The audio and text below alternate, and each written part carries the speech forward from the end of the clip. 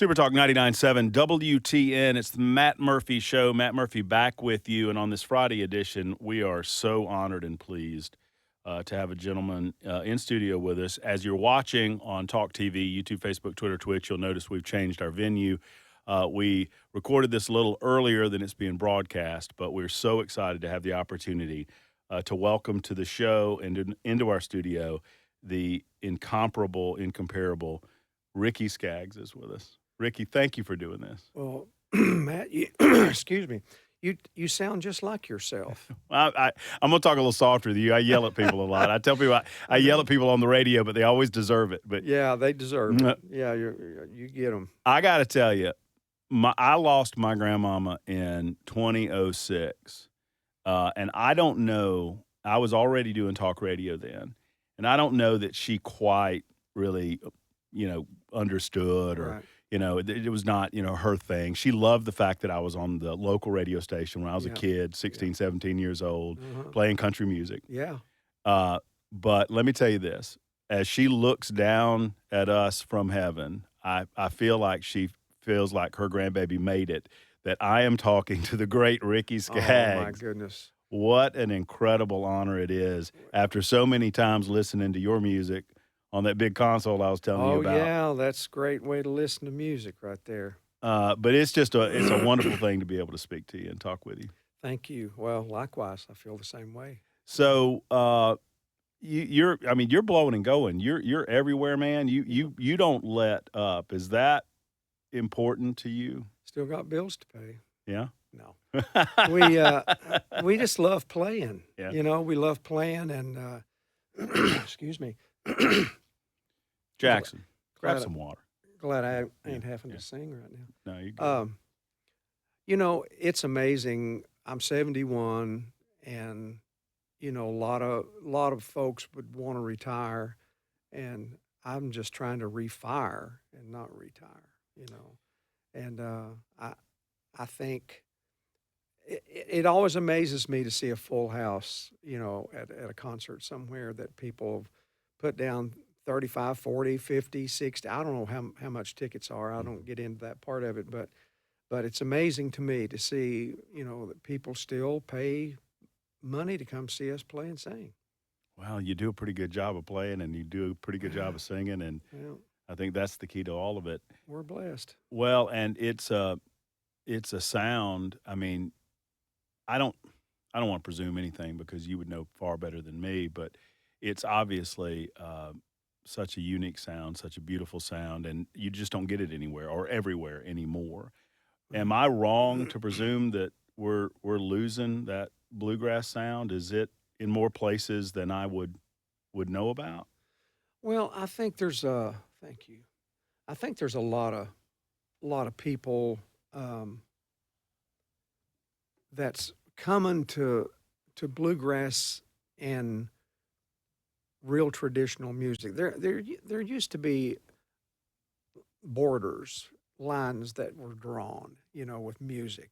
Oh, you can't do this because it make it sound like that, But I've always tried to mix, even in my country days when I was having hits, on the radio. Gosh, Uncle Pen, Bill Monroe song. That's straight fiddles, banjo, mandolin. We had drums and electric bass and piano in it, too, and electric guitar. But, back then, I just couldn't see that we had to put up boundary lines, Good music is good music, but I'm seeing it even more now that country has really changed so much. There's a cadence and a rhythm that's kind of come into country that's so from the pop world, and I'm not beefing on it, at all, because so many times that I get to meet those people that are in the new country stuff. They can name off my songs. Right. They've done a deep dive into some of the history makers of country and bluegrass music for the last 30, 40 years that I've been playing. Did you experience that when you I mean, you were obviously around forever in the '70s and whatnot. When I first experienced you was when you started hitting on radio, Country Yeah. Boy and Uncle Mhm. Pen. Yep. Were there people anywhere, you don't have to name them, but were there people saying, "Hey, you've gotta change the way you sound if you want to be on country music radio stations," or did you just kinda say, "I'm gonna do it this way, and if y'all play it, and if not, that's Yeah. fine too"? Well, Eddie Stubbs was a great DJ at WSM for years, and he used to used to call the gatekeepers or the naysayers in bluegrass. He used to call them grass holes. That's good. So there was some of the grass holes that definitely when I left Ralph Stanley's band or even when I left J.D. Crowe and then Boone Creek, me and Jerry Douglas had this band. Um, Even when I left to go with Emmy Lou, Mhm. in 1977, um, there was people that I was on the bad list, because I left bluegrass and playing country, Mhm. But I just felt like that was a destiny for me to expand my musical horizons and learn as much as I could. I'd been recording with Emmy Lou for years before I joined her band, and as a non-member, but we had met each other and knew each other from the Washington D.C. days. She was living up there then, and I was living up there. Sometimes I would work at VEPCO, Virginia Electric and Power Company, until I flooded the basement one night on midnight shift, and so my career changed from there. Mhm. And I was so thankful that I got back to music again, and so I started working for the Country Gentleman, a local group up in D.C. area, and but you know, I just felt like that bluegrass was such a traditional, gutsy music that's played with fire and passion. When you talk to bluegrass musicians, they have this deep-seated love for the fathers, Mhm. and the Mhm. mothers of the music, and so that's something to be celebrated, and and I see that in some of the younger country artists. I mean, Zach Top, for instance, man, he loves him some Keith Whitley, Mhm. and he and Billy Strings did a version of a song that me and Keith did together called "Don't Cheat in Our Hometown," which I had a Oh, number yeah. one country record on later on. But me and Keith did it as childhood friends, when we first started working with Ralph Stanley. We were 15, 16 years old. So, but there's a respect, and I respect these kids to be able to call them kids, but I mean these people that are able to sell. I don't know. I mean, fill arenas Mhm. and stadiums and not sell one CD or not sell one, of course, cassettes, and CDs. They want us to stream, and That's right.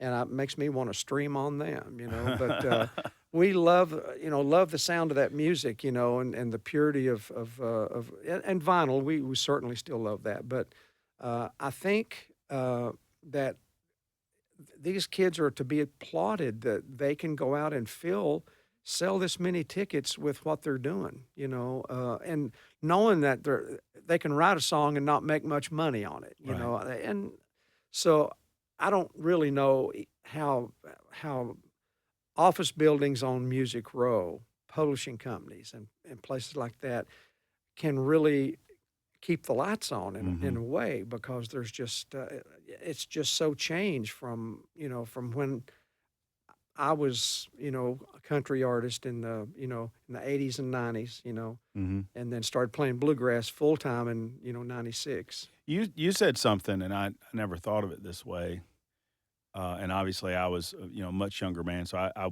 wasn't cognizant of kind of the inner workings of what was going on, but, you know, when you made the decision to kinda transition to country, I always thought of it was, well, Ricky Skaggs is bringing bluegrass to the forefront, which you did, Yeah, obviously. yeah, But I never thought about the idea of people feeling like you had turned your back on the bluegrass. It reminds me of yeah, Bob Dylan, right? When he got yeah, electric yeah, and all the folk people yeah, were like, "We're out." Did you experience that where the bluegrass people said, "Well, come on, Ricky, how dare you? You're yeah, abandoning our yeah, music." yeah. Those grass holes.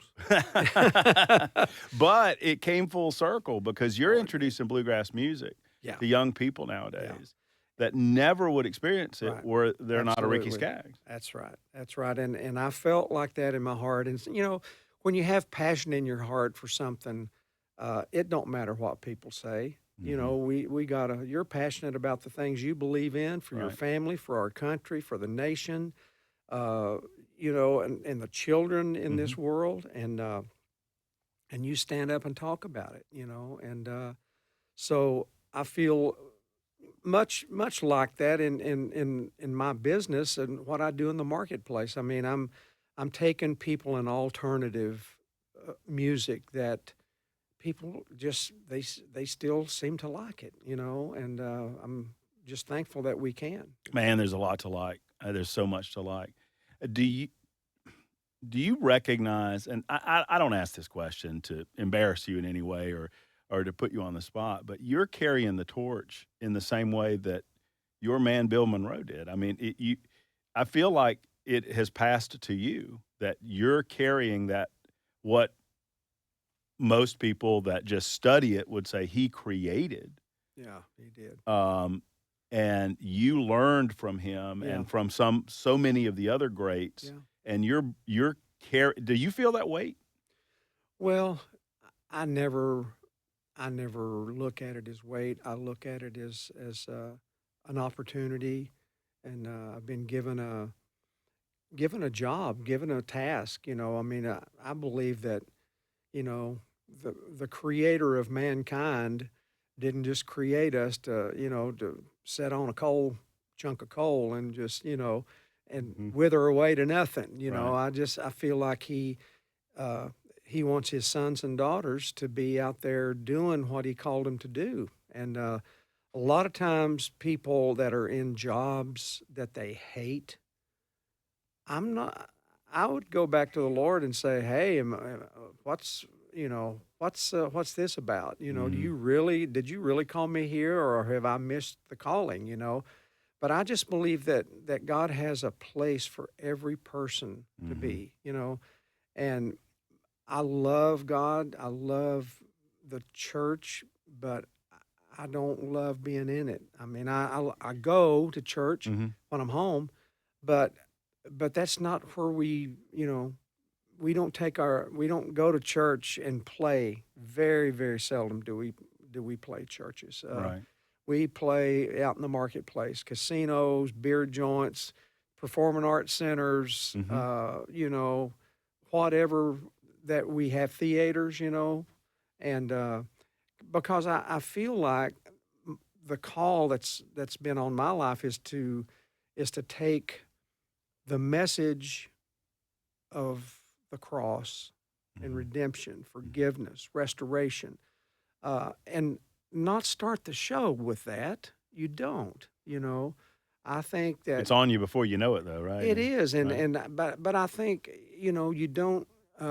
If they've paid to see a bluegrass show or a country show, do everything you can to earn the right to talk to them about the important things, and we do talk about what's important, but we don't do it in a way where it offends people. Right. And the gospel has always been offensive. I mean, the Lord Right. kind of said it that way, Right. but He offended people's minds to reveal their heart.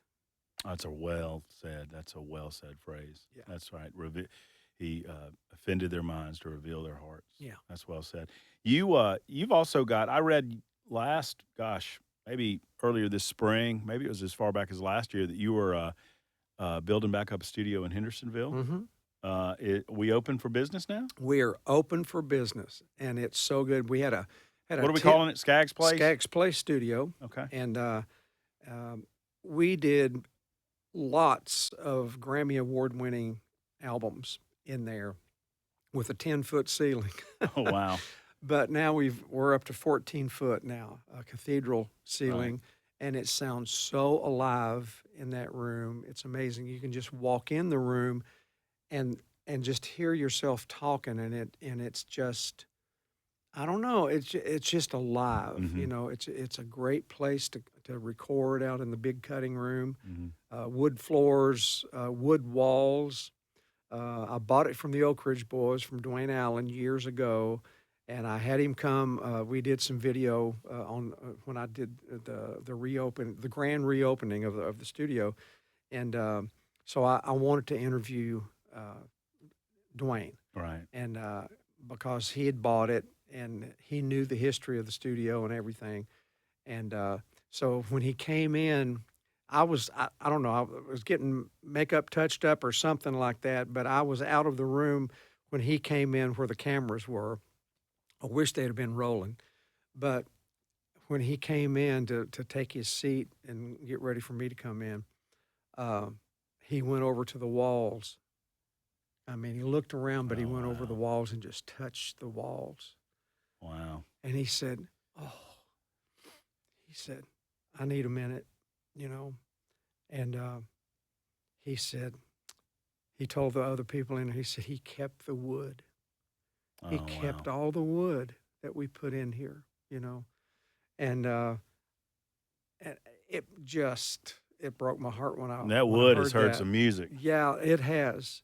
I had no idea that Shaka Khan and Rufus had recorded over there. Shaka Khan recorded over Yes, there? they came in. They played the Municipal. They played that back in the '80s or something like that. When they were big, Right. and uh, and they had made friends with some of the Oak Ridge Boys band members, and so they all hightailed it out after the show and came out to That's Dwayne's cool. place. And Dwayne tells me that he has recordings of Chaka Khan and Rufus recording in his studio. And so he gave me a list as long as my leg of people that has recorded in there that I had no idea had. And so folks can, contact, go to Skaggs Place, I'm sure on just Yeah. Google it and Uh-huh. and they can record in there? Yeah.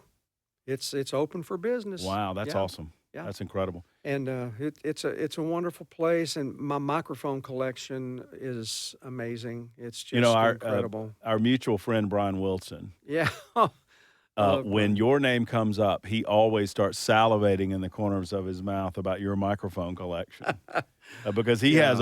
I salivate about Brian's microphone Yeah. collection. He salivates about your microphone collection. Yeah, and then John McBride, he has us all arm wrestled down. Right, right. Yeah. And you've also got something coming up at Belmont, December 7th, a Christmas Yes, show. Ricky Skaggs and Kentucky Thunder Christmas, and so we've this is our first time to do a Christmas show in that room.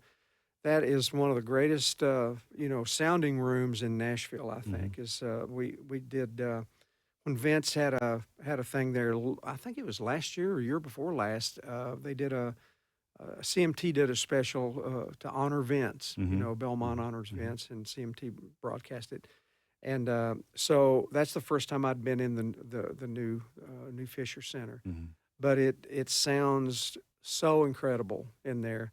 And they've got a great orchestra there um, that's students. I mean, they go to school to learn orchestra and learn how to write charts and how to read and all that stuff.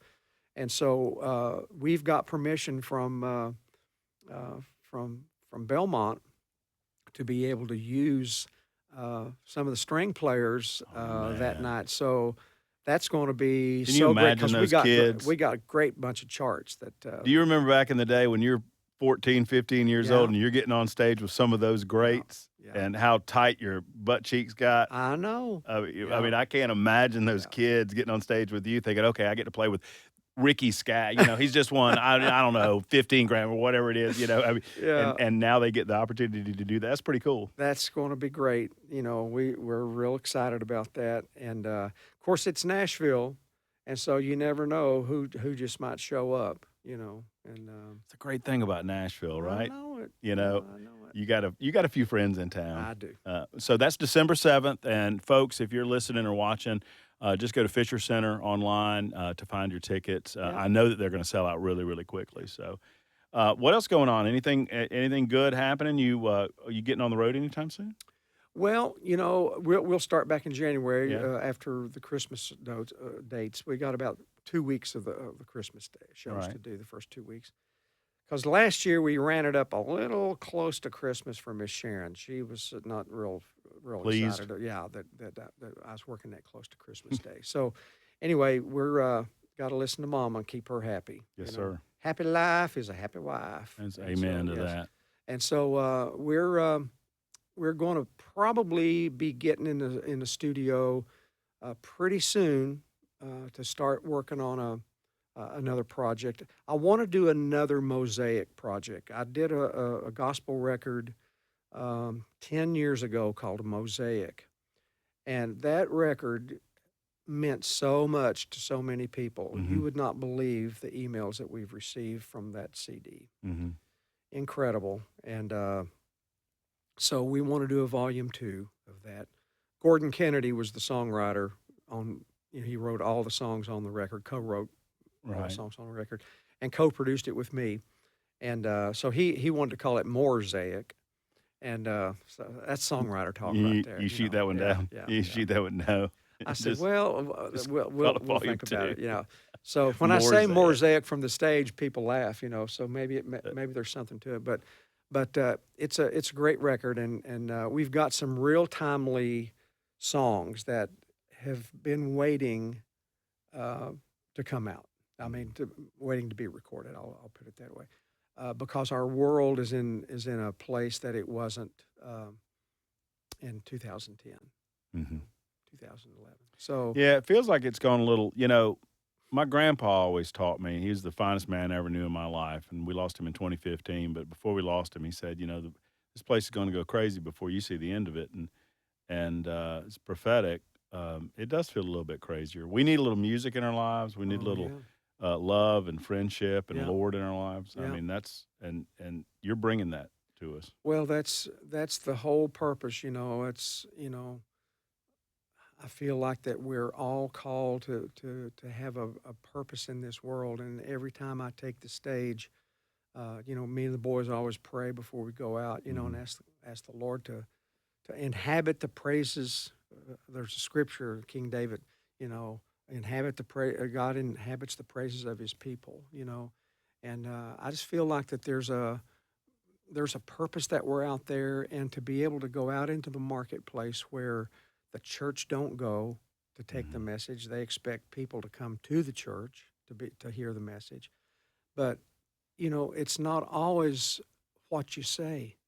It's the heart and the spirit, that's there is what causes, what touches people's hearts. Maybe a song that, that's not really gospel. Hmm. There's a song Paul Overstreet wrote that I recorded. It's called The Halfway Home Cafe, Hmm.